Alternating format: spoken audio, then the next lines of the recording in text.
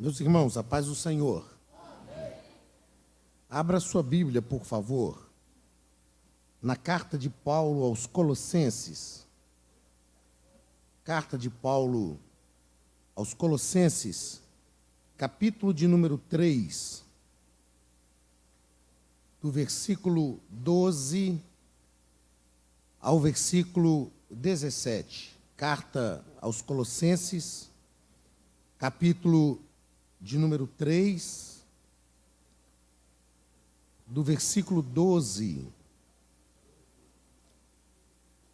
ao versículo 17.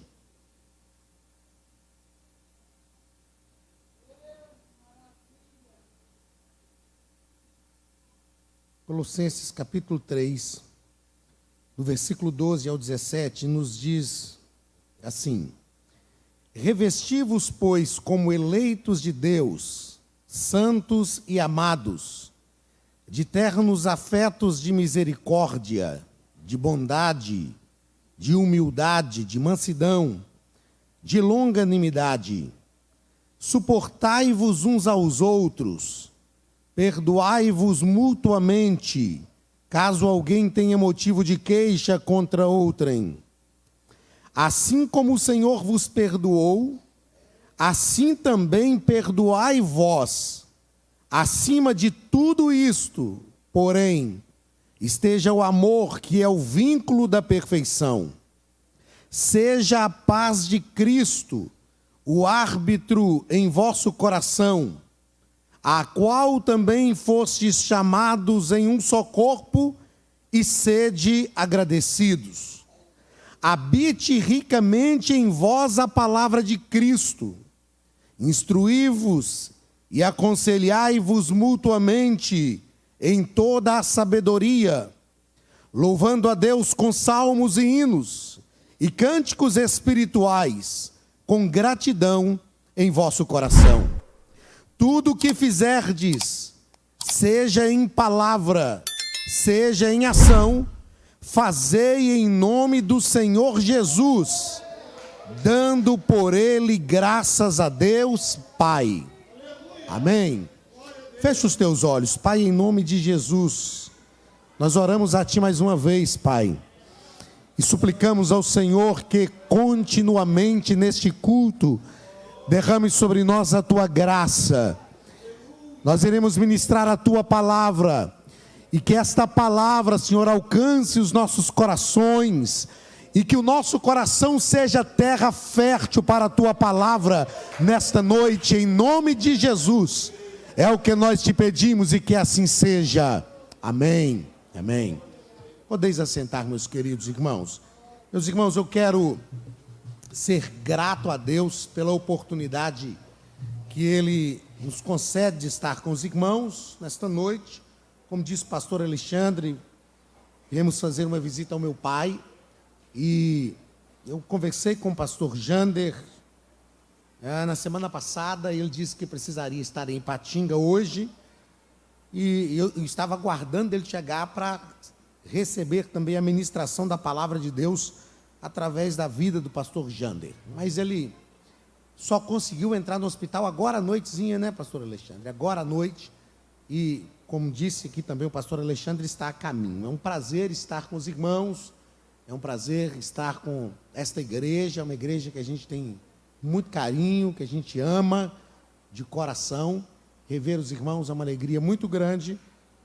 Estar com o pastor Alex e a irmã Marluz, que nos receberam ali na sua casa, são amigos de verdade de há alguns anos, então isso deixa a gente feliz. Rever os obreiros é algo que alegra a nossa alma. Eu quero, a partir desse texto que li, meditar com os irmãos sobre algo que Deus tem ministrado ao meu coração. E dentro desse texto que lemos, eu quero me fixar nos versículos 13, que nos diz: suportai-vos uns aos outros, perdoai-vos mutuamente, caso alguém tenha motivo de queixa contra outrem. assim como o Senhor vos perdoou, assim também perdoai vós. E eu quero pensar com os irmãos nesta noite sobre a bênção do perdão.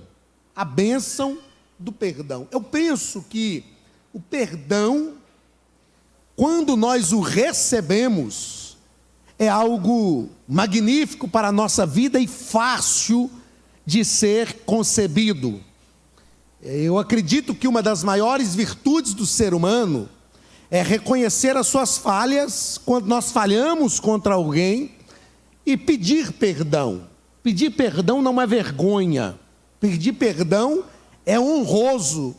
Pedir perdão não é tão somente reconhecimento de uma falha, mas pedir perdão é a convicção de que nós queremos ser diferentes, de que nós queremos mudar. Pedir perdão é a declaração pública de que nós nos arrependemos, de que nós reconhecemos que falhamos, nos arrependemos da nossa falha, estamos no caminho de uma mudança.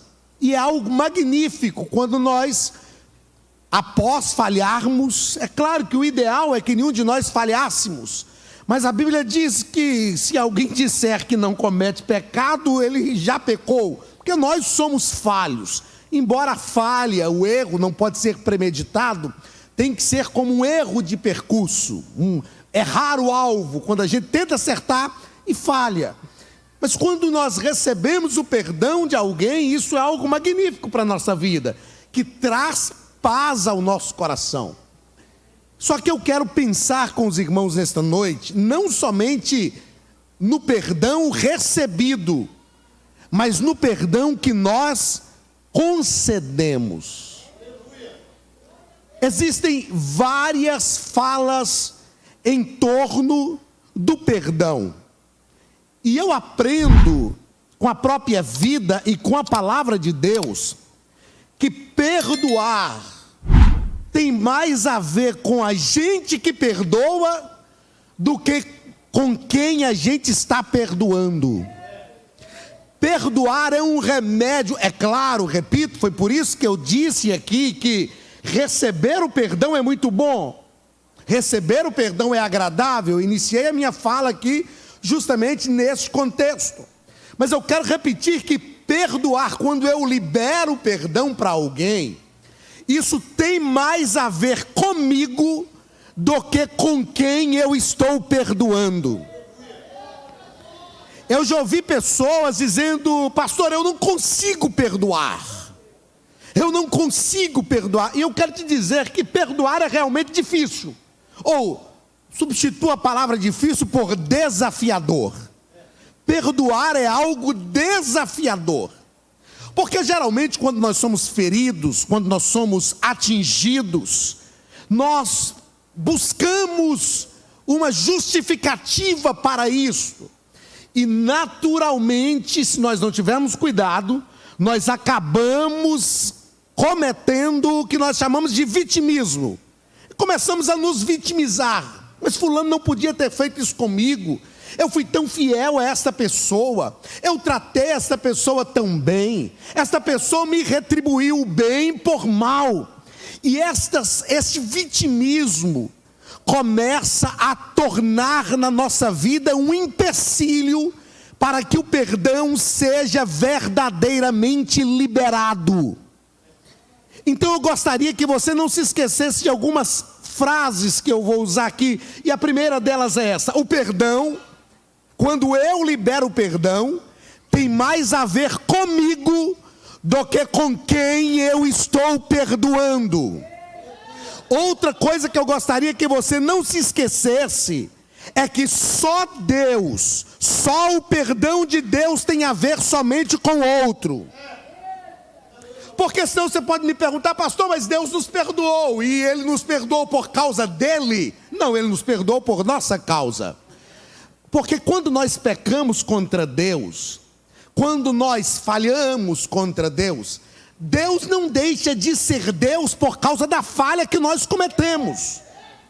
Agora, quando alguém falha contra nós, nós deixamos de ser quem nós somos por causa da falha que a pessoa cometeu contra nós. E eu vou te provar isso. É muito comum quando alguém falha contra nós, a gente dizer: eu não quero mais me relacionar do mesmo jeito. Eu não vou tratar mais esta pessoa como eu tratava. Ou seja, a falha dela me transformou. A falha da pessoa contra nós nos transforma, nos afasta. Mas a nossa falha contra Deus não transforma Deus. A nossa falha contra Deus não muda quem Deus é. Por exemplo, lá no Éden, quando Adão pecou contra Deus, Deus deixou de ser quem ele era? Não. Deus foi ao Éden para falar com Adão, mesmo sabendo que Adão tinha pecado. Mesmo sabendo que Adão tinha falhado, Deus procurou Adão. A minha pergunta para você é: se alguém pecar contra você, será que você tem como procurar esta pessoa? Se alguém falhar contra mim, será que eu consigo ser da mesma forma? Irmãos, é praticamente quase que impossível, porque nós somos seres humanos, e os nossos sentimentos e as nossas emoções vão nos transformar. Então só o perdão de Deus, quando Deus concede o seu perdão, isso tem a ver com o pecador. Isso tem a ver conosco que pecamos, e não com Deus que está concedendo perdão. Mas quando alguém peca contra mim e eu concedo perdão, isso tem mais a ver comigo, porque conceder um perdão é um remédio para a nossa alma. Conceder um perdão é um remédio para o nosso coração. Outra coisa que eu quero que você não esqueça, tem os meninos anotando aqui, então vou falar bem tranquilamente para vocês não esquecerem. Perdão é uma decisão. Não me venha dizer: pastor, eu estou esperando eu sentir vontade de perdoar. Você nunca vai sentir vontade de perdoar. Porque quando nós somos feridos, a nossa vontade humana é de ver a pessoa pagar por aquilo. É de ver a pessoa sofrer, é de ver a pessoa colher os frutos. E quando isso acontece, a gente se sente de certa forma justificado. A gente diz: está vendo? Me feriu. E agora, ó o que aconteceu. Tocou na minha vida, olha aí. Eu sabia que Deus ia pelejar a minha causa. Nós, automaticamente, ao sermos feridos, a nossa tendência, mesmo que nós sabemos que não podemos vingar a nós mesmos, a nossa tendência é querer ver a pessoa pagar por aquilo que ela fez. Então ninguém perdoa simplesmente: eu senti de perdoar. Não, perdão é uma decisão. Decisão. Eu preciso falar para mim mesmo: eu decido perdoar. Eu decidi perdoar. Quem sabe, eu creio que esta palavra de Deus para a nossa vida nesta noite vai arrancar aí do lugar escondido da sua alma. Eu tenho certeza que esta palavra, o Senhor disse isso ao meu coração nesta noite. Esta palavra é para remover os escombros da sua alma, e vai trazer à tona alguma coisa que alguém fez e te feriu, e você achou que tinha perdoado e não perdoou. Mas o Espírito Santo quer que nós tenhamos a decisão. O que nós precisamos fazer para perdoar é dizer para Deus: Deus, eu quero perdoar. Mesmo não tendo condição, eu quero perdoar. O perdão é uma decisão. Outra coisa, o Espírito Santo é capaz de gerar o perdão em nosso coração. Quando eu decido perdoar, o Espírito Santo é capaz de gerar o perdão no meu coração, porque só o Espírito Santo pode gerar o perdão em meu coração, para que eu libere esse perdão a outra pessoa. Porque a Bíblia diz que o amor de Deus foi derramado em nossos corações pelo Espírito que nos foi dado. E ninguém consegue perdoar sem amor. O perdão é o fruto do amor. O perdão é o resultado do amor. Pastor, mas agora você pegou pesado. Eu não consigo amar aquela pessoa como eu amava. Mas o perdão é primeiramente o fruto do amor por mim mesmo. Aquele que se ama não vive retendo o perdão. Sabe por que a outra frase que eu quero que você não esqueça é que a falta de perdão é como eu beber o veneno e querer que o outro morra. Quando eu não perdoo, isso se torna um veneno na minha alma. A minha alma se torna adoecida. Então só o Espírito é capaz de gerar o perdão em meu coração. Outra coisa que eu quero que você não esqueça é que o perdão nos liberta do sentimento ruim. O perdão liberta do sentimento. O perdão, a falta do perdão prende a pessoa a nós. Tem gente que vive presa a alguém que lhe feriu. E mesmo que essa pessoa que lhe feriu nem esteja te ferindo de novo, esse sentimento de falta de perdão e essa prisão que você tem a essa pessoa faz com que essa pessoa te fira todo dia. Tem gente que está todo dia sendo ferida pela mesma pessoa, não porque a pessoa fere, mas porque a falta de perdão prende esta pessoa na gente. Qualquer coisa que a gente faz, a gente lembra da pessoa que feriu. Qualquer situação que acontece nos traz à mente de novo aquela pessoa, e nós acabamos ficando presos por aquele sentimento. Qualquer situação que surge, a gente se lembra disso, e o perdão, a falta de perdão nos prende, mas o perdão nos liberta. O perdão nos faz viver livre. O perdão afasta a pessoa que nos feriu de nós. O perdão limpa a nossa alma. Outra coisa que eu quero que você não esqueça, que perdão não é amnésia. Perdão não é amnésia. Perdão não é você esquecer. Um dia eu estava falando sobre isso, e aí uma irmã me disse: pastor, mas o senhor tem que esquecer se o senhor perdoou. Eu falei: mas eu não esqueço. Não tem amnésia, não tem falha de memória.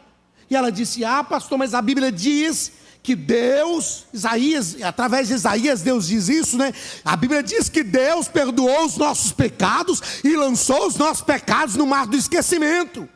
Deus perdoa e não se lembra mais. Aí eu respondi para ela assim: só da senhora olhar assim para mim, dá para saber que eu não sou Deus, ou eu tenho que explicar isso para a senhora? Perdão não é amnésia não, gente. Ah, eu perdoei, nunca mais eu vou lembrar disso. Não, você vai lembrar. Mas quando nós perdoamos, nós lembramos. Mas aquilo não se torna mais uma barreira na nossa vida. O perdão nos aproxima. Quando nós perdoamos alguém e a gente vê aquela pessoa ter uma necessidade, mesmo que aquela pessoa, antes aliás que aquela pessoa nos peça, a gente vai lá e ajuda. Como é que é, pastor Alex? É uma ferida que cicatrizou, como diz aqui o pastor Alexandre. A gente vê ali a cicatriz, lembra do que aconteceu, mas está curado, não tem dor. A gente vai lembrar, mas vai lembrar sem dor. O perdão limpa a nossa alma, meus irmãos. O perdão é uma quebra de barreiras entre as partes. Ai, pastor, tem gente que diz assim: ó, eu perdoei, mas nunca mais olhe na minha cara. Isso não é perdão. Eu perdoei, mas não quero te ver mais na minha casa. Não, isso não é perdão. O perdão quebra a barreira. Outra coisa que eu quero que você entenda: o perdão dá acesso às bênçãos de Deus. O perdão dá acesso às bênçãos de Deus. Mateus capítulo de número 6. Evangelista Mateus, capítulo de número 6. Capítulos 5, 6 e 7 de Mateus são os capítulos do Sermão do Monte, ou Sermão da Montanha. No capítulo 5, Jesus estabelece princípios do reino. No capítulo 6 e capítulo 7, Jesus fala sobre as práticas do reino. No capítulo 6, a partir do versículo de número 9, Jesus nos ensina a orar. Jesus fala a partir do versículo 5 até o versículo 8, como nós devemos orar. Aí depois, a partir do versículo 9, ele faz uma oração que é uma oração modelo. Ele faz uma oração que é uma oração que serve para nós como uma oração modelo. Jesus começa dizendo: portanto, vós orareis assim: Pai nosso que estais nos céus, santificado seja o teu nome, venha o teu reino, faça-se a tua vontade, assim na terra como no céu. O pão nosso de cada dia, dá-nos hoje. Versículo 12: perdoa as nossas dívidas, assim como nós perdoamos os nossos devedores. Jesus está nos ensinando a orar a Deus, dizendo: eu quero que o Senhor me perdoe da mesma forma que eu perdoo aqueles que têm me ofendido. Aí a minha pergunta é: como nós perdoamos os nossos ofensores?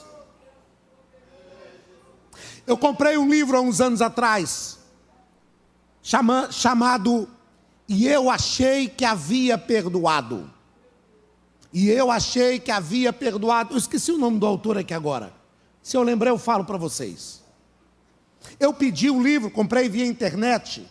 E aí, quando eu fui olhar, a editora era de Belo Horizonte. E era um local de fácil acesso para mim. Eu então pensei, liguei para o pessoal da editora e falei: ó, em vez de vocês mandarem pelo correio, eu vou buscar o livro. Eu passo aí perto todo dia, quando vou para o trabalho. Aí fui buscar o livro. Acho que é José Paulino, alguma coisa assim, o nome do autor. Quando eu fui buscar o livro na editora, Leonardo Paulino. Quando eu fui buscar o livro na editora, a moça que me atendeu, quando ela me passou o livro, ela falou comigo assim: o autor do livro está aí na editora hoje. Você quer conversar com ele? E eu falei: mas é claro, é claro. E eu sentei com ele, comecei a conversar, e eu perguntei para ele assim: o que te motivou a escrever este livro? E eu achei que havia perdoado. É isso mesmo, pastor Alexandre, está aí? E eu achei que tinha perdoado. O caminho para o perdão verdadeiro. Aí eu perguntei para ele: o que te motivou a escrever este livro? Ele me contou que era filho de uma família que tinha algumas complicações, e na infância ele teve muitos problemas com o seu pai. Ele cresceu, se converteu a Cristo, passou pelo discipulado, se tornou pastor, e ele estava um dia no Instituto Haggai, nos Estados Unidos, fazendo um curso. E ele me disse, ele conta isso no livro também, ele me disse que em uma manhã ele levantou e antes de ir para a sala de aula, ele fez o seu devocional. E no devocional, o Espírito Santo falou com ele assim: você não perdoou o seu pai. E ele falou: não, Deus, eu perdoei o meu pai sim. Perdoei, meu pai está perdoado, tudo aquilo, eu já perdoei. Aí ele disse que o Espírito Santo falou com ele pela segunda vez: você não perdoou o seu pai. E ele disse: Senhor, não, eu perdoei, isso já foi há tanto tempo, tantas coisas já aconteceram. E ele falou que pela terceira vez o Espírito Santo falou com ele: eu te digo que você não perdoou o seu pai. E ele falou: Senhor, eu me converti, passei pelo discipulado, hoje eu sou pastor, eu ministro sobre perdão, eu já perdoei o meu pai. E o Espírito Santo disse para ele: se eu tivesse te perdoado, e eu te tratasse com tanta indiferença como você trata o seu pai, você realmente sentiria o meu perdão? Aí ele começou a pensar nisso, e ele escreve este livro, falando sobre o perdão, e falando sobre o nosso coração quando nós ministramos o perdão. Eu ensinei por longos anos da minha vida que quando a gente perdoava, a gente não precisava mais se relacionar com aquela pessoa, porque havia ocorrido uma quebra de confiança, e não dava para ser mais do mesmo jeito. Mas eu aprendi que eu estava errado. Quando nós perdoamos, nós precisamos nos relacionar de novo. Deixa eu te provar isso na prática. Como você consegue saber que realmente você tem condição de se relacionar com aquela pessoa que te feriu depois que você liberou o perdão para ela, se aquela pessoa nunca mais aparecer na sua frente? Como que a gente vai saber? Outra coisa, imagine se nós, depois de pecarmos, Se Deus dissesse para nós: tá bom, meu filho, você está perdoado, mas nunca mais eu quero me relacionar com você. Se o perdão de Deus fosse assim, irmãos, se o perdão de Deus fosse assim, Davi no Salmo 51, Deus não fez isso com ele, mas ele ora dizendo: contra ti somente pequei, e fiz o que aos teus olhos eram maus. Eu sei que o Senhor me quebrou, que o Senhor me despedaçou, mas eu quero te pedir uma coisa: não retires de mim o teu espírito, torna a dar-me a alegria da tua salvação, para que gozem os ossos que tu quebraste, sustém-me com espírito voluntário. Aí ele diz assim: não me afaste da tua presença. Agora, como a gente quer perdoar e quer afastar a pessoa da nossa presença? Como é que você tem certeza que realmente perdoou, se essa pessoa nunca mais aparecer na sua frente? Sabe quando é que a gente sabe que perdoou? Quando a pessoa que nos feriu aparece na nossa frente, e ela tem uma necessidade, mas o Espírito Santo já ministrou o perdão no nosso coração. Sabe por quê, irmãos? A bênção da liberação do perdão é que, antes que eu libere o perdão para alguém, o Espírito Santo ministra primeiro o perdão em mim.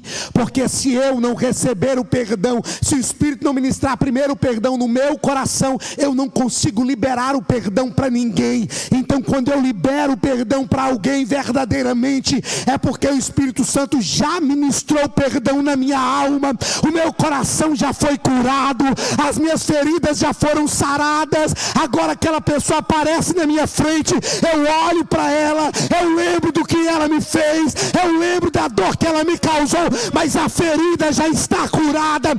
Eu posso abraçá-la de novo, eu posso ajudá-la de novo, eu posso dizer: eu estou com você, estamos juntos em um só corpo, porque o Espírito Santo já ministrou perdão na minha alma. O perdão exige relacionamento.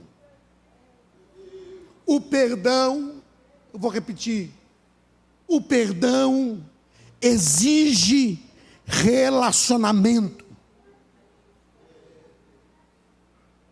Nós não podemos viver em paz se não liberarmos o perdão sobre todas as feridas que nos foram causadas. Eu sei que existem fatos que são mais traumáticos. Eu sei que existem fatos que são mais profundos. Eu sei que existem fatos que são mais incisivos. Eu sei que é mais fácil perdoar aquele atendente que você chegou lá na lanchonete e ele te destratou, ele não te tratou bem. A gente se irrita na hora, mas a gente esquece aquilo. Eu sei que é mais complicado, mais desafiador perdoar quem era da nossa confiança e nos feriu, nos traiu, nos decepcionou. Eu sei, mas é o mesmo perdão, irmãos. É o mesmo perdão. Sabe por que tem muita gente com a alma amargurada? Porque falta liberar o perdão. Sabe por que tem muita gente com a alma adoecida? Sabe por que tem muita gente depressiva? Sabe por que tem muita gente ansiosa? Porque existe uma raiz de amargura que está no seu coração, na sua mente e na sua alma, que só o perdão pode libertar. Sabe por que às vezes tem pessoas orando dizendo: Senhor, traz calma à minha alma, acalma o meu coração, e isso não acontece, não é porque Deus não quer te curar, é porque a cura está na liberação do perdão. Então, em nome de Jesus, o convite de Deus para nós nesta noite é fazer uma faxina na nossa alma, é revirar os entulhos da nossa alma, é revirar os escombros da nossa alma e dizer: eu não vou adoecer porque eu não perdoei alguém. Eu vou liberar o perdão. O Espírito Santo vai gerar o perdão em minha alma. Perdão nos dá acesso às bênçãos de Deus. Aquele que não perdoa não consegue receber as bênçãos de Deus. Perdão exige um contato. Existem algumas coisas na Bíblia que são, eu chamo. Agora, há pouco, antes de sair para cá, o Espírito Santo, isso que eu vou falar que agora me fez lembrar disso. Eu já falei para a Gil, minha esposa, falei, meu bem, eu quero preparar um estudo, um seminário sobre isso, chamado Antídotos para o Nosso Coração. Antídotos para o nosso coração. O que é um antídoto? O antídoto é aquilo que nos liberta de um veneno, de algo ruim na nossa vida. E você precisa entender que geralmente o antídoto de um veneno está na origem do próprio veneno. Se alguém receber uma picada de uma serpente, de cobra, o antídoto para o veneno daquela cobra é feito a partir da própria cobra, do próprio veneno da cobra.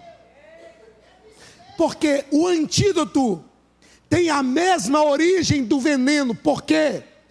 Porque se não tiver a mesma origem, não vai resolver. O que geralmente a gente faz? Quando a gente é ferido, a gente procura fugir. Você não vai ser curado assim. Não se cura uma ferida fugindo da causa, fugindo da origem daquilo. Não se cura, não tem como curar. E para isso, existem alguns antídotos para a nossa alma. Mateus, capítulo de número 5, versículo 43. Mateus, capítulo de número 5, versículo 43. A palavra de Deus nos diz assim: Jesus estava ensinando novos princípios do reino. Eu disse que o capítulo 5, Jesus estabelece princípios para o reino, do reino de Deus. Aí Jesus diz assim: ouviste o que foi dito, amarás o teu próximo e odiarás o teu inimigo. Eu, porém, vos digo, amai os vossos inimigos e orai pelos que vos perseguem.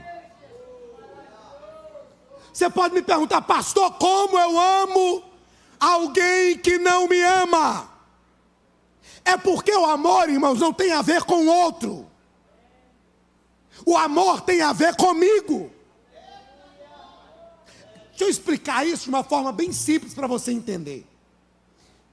Nós temos aqui alguns jovens, alguns adolescentes, mas talvez a maioria de nós adultos. Lembra, a gente que é adulto, lembra na adolescência, quando a gente se apaixonou na adolescência.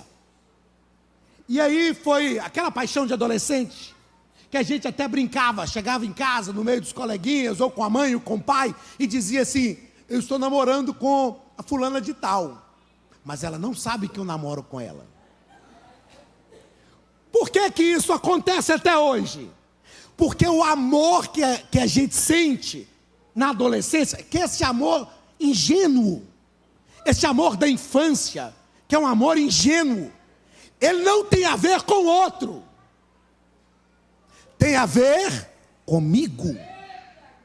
É o sentimento que está no meu coração. É claro que o amor, quando é correspondido, é algo maravilhoso, mas o amor não tem a ver com o outro, o amor tem a ver comigo.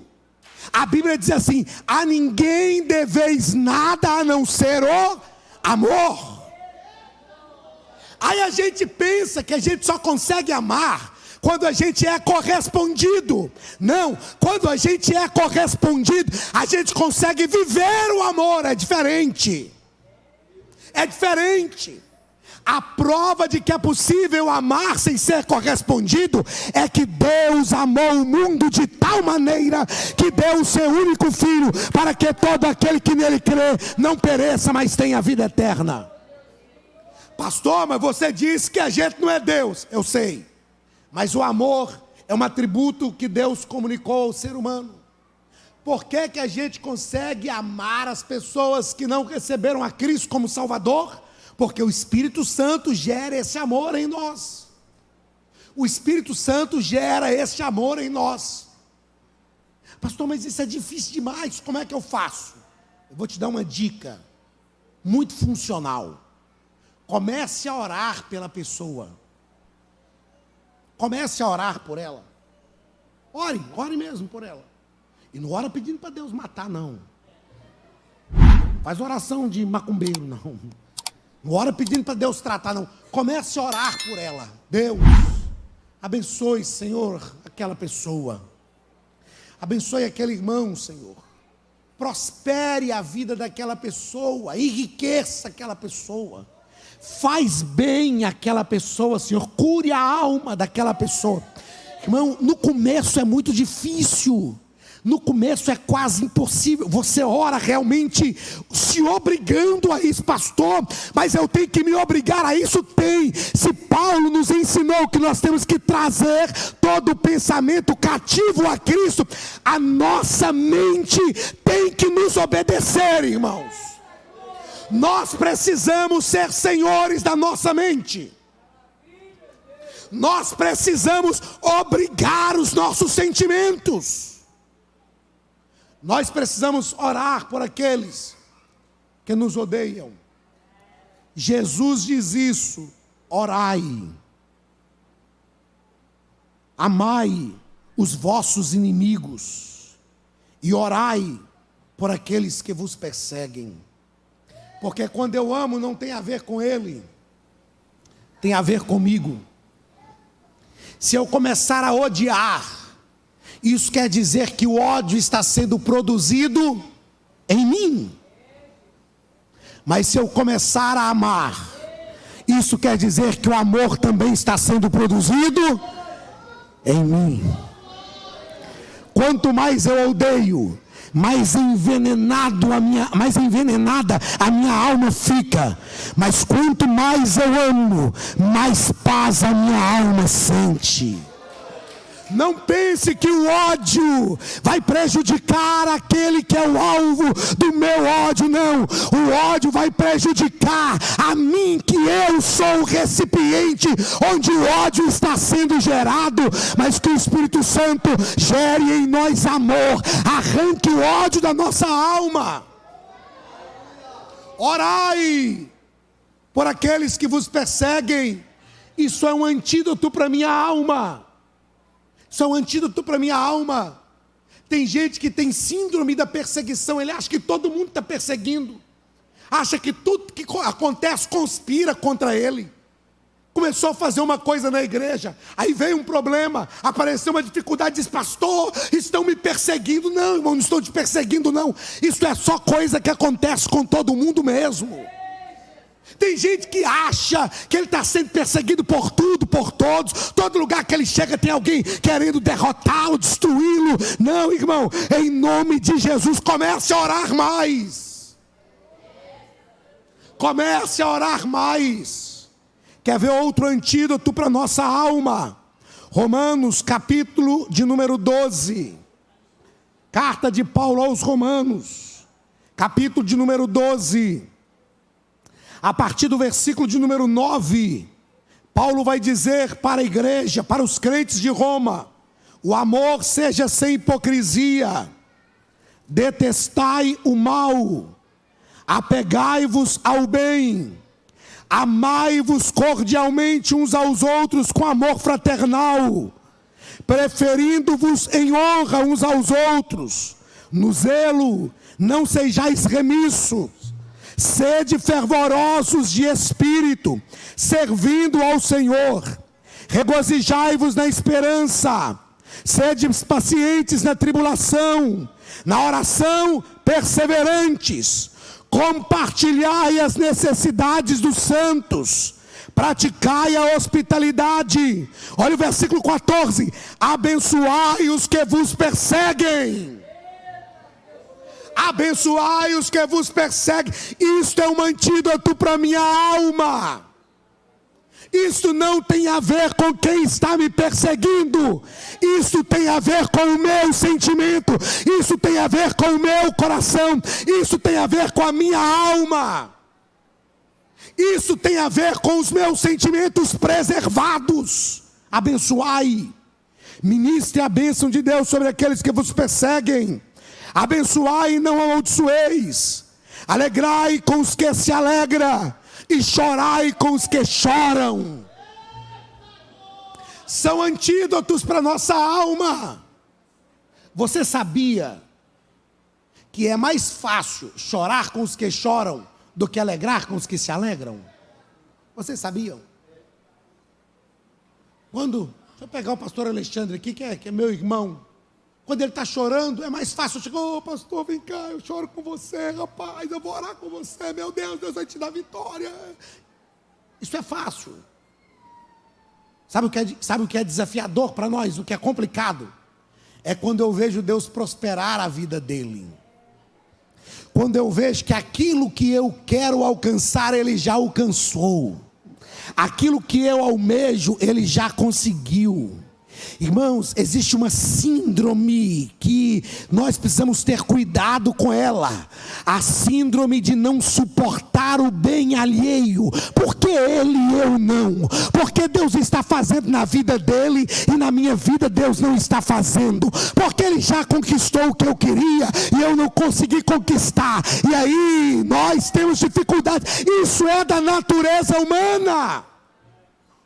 Se não tivermos cuidado, nós temos dificuldade de chegar e falar, pastor, eu estou feliz porque Deus te abençoou. Eu estou feliz com a tua vitória. A tua vitória é a minha vitória. A tua alegria é a minha alegria. Deus te abençoou, eu me sinto abençoado. Até porque nós estamos no mesmo corpo.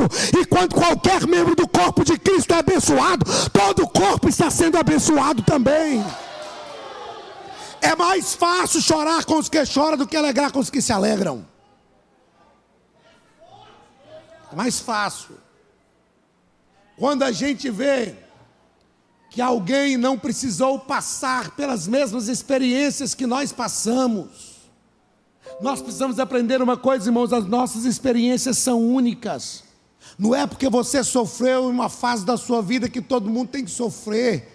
Não é porque você chorou em um lugar onde outros estão que todo mundo tem que chorar. Cada um tem os seus processos com Deus. Cada um tem os seus estágios com Deus. Você não sabe como Deus está tratando a outra pessoa e acha que o seu tratamento aqui está sendo difícil. Sabe como isso chama? Síndrome da relva verde. Sabe o que é a síndrome da relva verde? A grama do vizinho sempre está mais verde do que a nossa. Tem gente que sempre olha para a grama do vizinho, pastor Daniel, e diz, a grama dele está tão verdinha. Tem gente que não sabe quais foram os processos que nós precisamos passar para chegar onde nós estamos. Eu sempre pergunto, será que eu suportaria passar pelo mesmo processo para chegar onde você chegou? Talvez eu não suportaria. Então nós precisamos aprender a dar glória a Deus, porque a vitória de Deus está chegando sobre a vida do outro. Nós precisamos aprender a engrandecer o nome do Senhor, porque mesmo que eu ainda estou aguardando a bênção de Deus, a bênção de Deus já chegou sobre a vida de quem está do meu lado. Quando eu vejo, eu aprendi a me alegrar com a prosperidade dos meus irmãos. Eu aprendi a dar glória a Deus porque Deus está prosperando. Sabe por quê? Porque se Deus está te abençoando com a bênção que eu preciso e ainda não chegou, é Deus me dizendo, eu sou o mesmo Deus que você serve, e se a minha bênção está sobre a vida dele, vai chegar sobre a tua também. Então se alegre, porque Deus abençoa o outro. Isto é um antídoto para a nossa alma. Alegrai com os que se alegram e chorai com os que choram. Tende o mesmo sentimento uns para com os outros. Em lugar de ser desorgulhosos, condescendei com o que é humilde. Não sejais sábios aos vossos próprios olhos. Não torneis a ninguém mal por mal. esforçai-vos por fazer o bem perante todos os homens. Eu tenho um livro em casa chamado Quando Ser Bom Não Basta. Neste livro o autor fala o seguinte: ser bom por uma imposição social é fácil. A coisa mais fácil que tem é ser bom aqui na igreja. A coisa mais fácil que tem é ser bom com o seu gerente lá no seu trabalho. Eu quero ver ser bom com o seu subordinado. A coisa mais fácil que tem é ser bom quando o ambiente, de certa forma, nos pressiona para isso. Mas o autor desse livro, Quando Ser Bom Não Basta, ele diz o seguinte: não basta ser bom, tem que querer ser bom, tem que gostar de ser bom, tem que praticar a bondade. Quanto mais nós praticamos a bondade, mais bons. Parece uma conjugação errada, parece uma conjugação errada da frase, mas eu quero falar exatamente assim: mais bons ainda nós nos tornamos, mais bondade vem à nossa alma. Agora, sabe quando é que nós somos desafiados a ser bons? Quando o ambiente não proporciona isso. Quando alguém é mal com a gente. Eu escrevi uma frase, tem umas frases que eu cito que são de outras pessoas, mas tem umas frases que são minhas, Deus me dá. Há uns tempos atrás, o Senhor trouxe uma frase ao meu coração que é: o pior das pessoas más não é a maldade que elas têm em si, mas é a capacidade que elas têm de suscitar a maldade em nós. O pior das pessoas más não é a maldade nelas, é a maldade que elas podem fazer surgir na gente. Tem pessoas que nos fazem ter os piores sentimentos, sentimentos que nós nunca quisemos ter. Aí nós temos que trabalhar o nosso coração e a nossa mente, pedir ao Espírito Santo que nos modere, para que esse sentimento ruim não tome conta da nossa alma. Aí mesmo quando tudo contribui para que a gente seja mau, nós precisamos lembrar que há um espírito de bondade sobre nós, há um espírito de graça sobre nós. Aliás, nós sempre definimos graça como favor imerecido, mas a Bíblia define a graça como um dom. A graça não é só um favor imerecido. A graça é um dom que a Bíblia chama de dom da graça. O favor da graça está na concessão dela. Deus nos concedeu a graça, e isso nós não merecíamos. Isto é um favor imerecido. A concessão da graça é um favor imerecido, mas a graça mesmo é um dom. Sabe o que é um dom? Um dom é aquilo que nos move. Um dom é algo que gera atitudes em nós. Por exemplo, quando o irmão Marcos está aqui tocando o teclado, por que ele consegue fazer isso e eu não consigo? Porque eu não tenho este dom. Ele tem. E o dom que nós temos, ou os dons que nós temos, quanto mais nós os exercitamos, melhores nós ficamos naquele dom. Quem toca, quanto mais exercita, quanto mais ensaia, quanto mais treina, melhor fica. Agora, se a graça é um dom, e o favor da graça nos foi concedido por Deus, o dom da graça nos foi concedido por favor, isso quer dizer que a partir do momento que o dom da graça chegou na nossa vida, tudo que nós fazemos deve ser movido pela graça. A graça tem que mover tudo em nós. Se você for fazer qualquer coisa que não for movido pela graça, não faça, porque não é movido pelo dom da graça. Agora, se todos nós entendermos isto, e tudo que nós fizermos for movido pelo dom da graça, imagine como vai ser o ambiente à nossa volta. Imagine como vai ser a nossa casa. Imagine como vai ser a nossa igreja. Quando a gente for fazer qualquer coisa, a nossa mente, o nosso intelecto falar: pode fazer, porque é a graça que está fazendo. Pode fazer, porque é a graça que está movendo. Não faça aquilo que não é movido pela graça. A misericórdia é movida pela graça. A bondade é movida pela graça. O perdão é movido pela graça. O amor é movido pela graça. A reconciliação é movida pela graça. A empatia é movida pela graça. A ajuda mútua é movida pela graça. A graça de Deus é que tem que mover tudo em nossa vida. Aí Paulo está nos ensinando, está nos dizendo: no que depender de vós, tende paz com todos os homens. Não vos vingueis a vós mesmos, amados, mas dai lugar à ira, porque está escrito: a mim me pertence a vingança, eu é que retribuirei, diz o Senhor. Pelo contrário, olha o que Paulo diz: se teu inimigo tiver fome, dá-lhe de comer. Isso é antídoto para a minha alma e para o meu coração.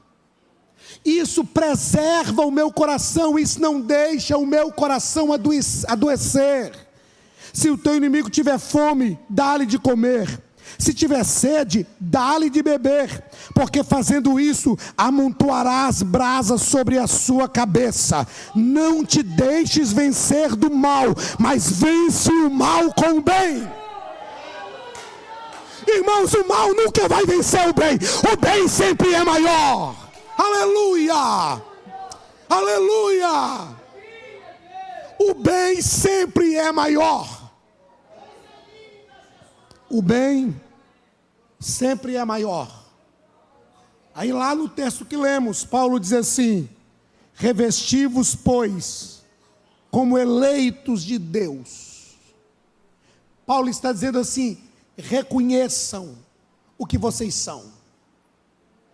O que Paulo está dizendo sobre revesti-vos? Revestir é vestir de novo. Pense numa noiva quando se adorna para o casamento. Ela se veste, se reveste com ornamento nupcial. Nós podemos estar no casamento vestidos, trajados com a melhor roupa. As irmãs podem estar com o vestido mais lindo, mas quando a noiva entrar, todo mundo sabe que é a noiva. Porque ela está vestida de noiva e revestida com ornamentos nupciais. Aí Paulo diz assim: revesti-vos como eleitos de Deus. Paulo está dizendo: reconheçam quem vocês são e andem revestidos de acordo com o vosso chamado. A noiva se veste como noiva. Paulo está dizendo: vocês são eleitos de Deus, então andem revestidos desta forma. Porque quando as pessoas olharem para vocês, mesmo que algumas pessoas não saibam quem vocês são, vocês mesmos já sabem quem vocês são. Revesti-vos como eleitos de Deus, santos e amados, de ternos afetos de misericórdia, de bondade, de humildade, de mansidão e de longanimidade, suportando-vos uns aos outros. Suportar aqui, irmãos, não é só tolerar. É claro que é tolerar também. Tem pessoas que exigem mais amor do que outras. Já notaram isso? Tem gente que é muito fácil de se amar. Tem gente que a gente ama fácil. Mas tem gente que exige muito amor, irmão. Mesmo crente. Irmãos, infelizmente, tem crente que é chato. Tem crente que dá asinha em sorrisal, irmão. Chato. Mas ele é membro do corpo. Pertence a nós. Eu li um livro uma vez, não lembro qual é o autor, mas eu lembro de uma frase filosófica, linda, filosoficamente falando linda, difícil de praticar. A frase é: as pessoas de difícil relacionamento que Deus permite ao nosso lado, é uma oportunidade que Ele nos dá de exercitar o amor. Tem gente que exige muito amor, mas aproveite essa oportunidade e exercite o amor. Paulo diz assim: vocês precisam suportar uns aos outros. Suportar é tolerar também, mas suportar é dar suporte, é ajudar. Irmãos, Se nós aplicarmos esses princípios da palavra de Deus na nossa vida, nós vamos amadurecer, irmãos. A gente não vai ficar sendo ferido por qualquer pessoa. Quando nós conseguimos amadurecer nesta área da nossa vida, alicerçados na palavra de Deus, quando as pessoas começam a nos ferir, a gente sabe, não. Isso é o que ela tem. Isso é o que ela tem para dar. Cada um dá aquilo que tem. Quem tem rancor só vai conseguir derramar rancor sobre os outros. Quem tem amargura só vai conseguir derramar amargura sobre os outros. Mas quem tem a graça de Deus consegue derramar sobre os outros o amor que está no nosso coração. Oh, aleluia! Aleluia, que o Espírito Santo nos cure, que o Espírito Santo nos torne pessoas curadas, aleluia, que o Espírito Santo cure a nossa alma, aleluia. Eu quero te convidar a ficar de pé no seu lugar, por favor.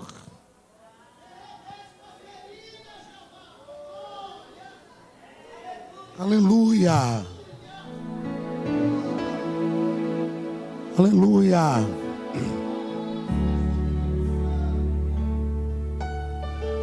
Eu quero te convidar a fechar os teus olhos.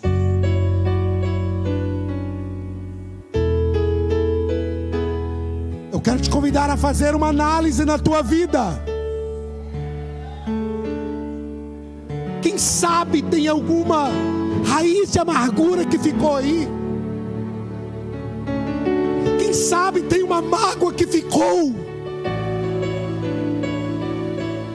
Você está certo, você está certa, você foi ferido, foi ferida, mas isso está te adoecendo, está amargurando a sua alma. Para que viver assim? Para que viver com essa amargura? Eu queria, Marquinhos, que você tocasse corpo e família, sabe? Recebi um novo coração do Pai. Em nome de Jesus, o Espírito Santo disse: estão claro o meu coração nesta noite. Comece a vasculhar os escombros da sua alma. Aleluia. Comece a vasculhar os escombros da sua alma agora. Diga para você mesmo: eu não vou permitir, eu não vou adoecer. Aleluia. Eu tenho certeza desta palavra de Deus para a nossa vida nessa noite. Pastor, por que você está ministrando isso? Porque eu sei o que é ter os piores sentimentos movidos pela maldade de alguém. Eu sei o que é ter que orar e falar: Deus, lava minha alma, limpa o meu coração. Eu não quero esse sentimento. Eu não quero. Eu quero ser livre. Eu quero ser livre. Eu quero ter alma curada. Eu não quero ter o coração amargo. Eu não quero morrer com amargura na alma, não. Eu quero partir para a eternidade adorando ao Senhor em paz com todos e com a minha consciência. Oh, aleluia. Quem sabe tem alguém que você tem que pedir perdão. Pastor, mas essa pessoa que me feriu, eu sei, mas a amargura que você está nutrindo contra essa pessoa é razão suficiente para ir até ela e dizer: me perdoe, me perdoe, me perdoe, porque por causa da tua atitude eu gerei uma amargura, eu te odiei, mas a partir de hoje eu quero te amar. Eu quero que o Espírito Santo gere amor em minha alma. Aleluia. Recebi um novo coração do Pai, coração regendo, coração que é inspirado. Qual é o fruto? Como fruto deste novo, eu declaro a paz de Cristo. Te abençoo, meu irmão, preciosa é. Vamos no começo. Somos e assim bem ajustados, totalmente unidos, vivendo em amor, uma família, qualquer falsidade, vivendo,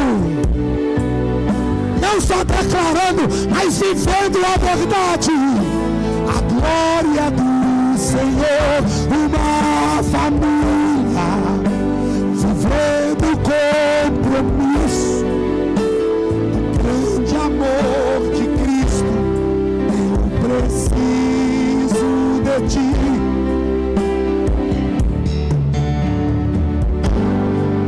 precioso és para mim.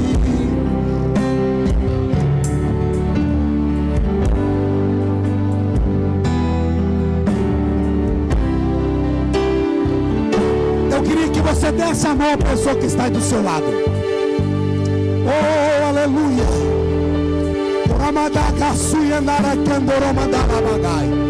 Eu sinto o dom da graça aqui nesta noite.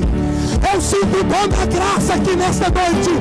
Eu tenho certeza que o Espírito Santo está liberando o nosso coração nesta noite para perdoar.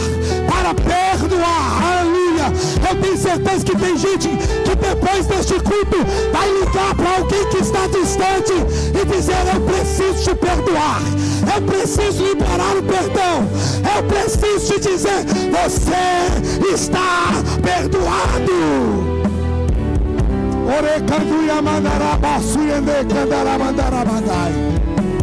Aleluia, aleluia, aleluia. Feche os teus olhos, eu quero orar. Oh, aleluia. Senhor, eu quero te adorar nesta noite pela tua graça, pelo dom da graça sobre a nossa vida. Eu quero bendizer o teu nome. Deus, eu oro a ti pelos pedidos de oração que chegam pela internet. Em nome de Jesus, Deus, em nome de Jesus, tu conheces cada um deles. Oh, derrame a tua graça. Eu quero suplicar ao Senhor nesta noite, Pai. Ministre o perdão em nossa alma. Cure o nosso coração. Cure a nossa alma, Senhor. Gere perdão em nós. Gere perdão em nós agora. Gere perdão. Gere. Que o perdão seja gerado, consumado em nossa vida, para a glória do teu nome. Ensina-nos a perdoar, Senhor. Ensina-nos a perdoar, Senhor. Oh, aleluia. Aleluia. Ensina-nos a liberar o perdão para a glória do nome de Jesus. Nós queremos viver em paz, Senhor. Aleluia. Que sejamos pessoas de coração limpo, de consciência limpa, de alma lavada, de caráter transformado para a glória do teu nome. Deus, eu sei que o teu Espírito está falando conosco nesta noite. Eu sei que o teu Espírito está falando a nossa alma. Vá agora, Espírito Santo. Só o Senhor pode fazer. Aleluia. Aleluia. Só o Senhor pode fazer. Aleluia. Aleluia. Que haja perdão, Senhor. Aleluia. Que haja conserto, Senhor. Aleluia. Que haja cura, Senhor. Aleluia. Que haja transformação, Senhor. Aleluia. Obrigado, Senhor, pela oportunidade. Obrigado pela oportunidade de perdoarmos. Gere o perdão em nós, Espírito Santo. Gere o perdão em nossa alma, Senhor. Nós precisamos disto, Deus. Nós precisamos da tua graça, Senhor. Nós precisamos do teu Espírito. Aleluia. Nós precisamos viver em paz, Senhor. Nós precisamos ser livres, Senhor.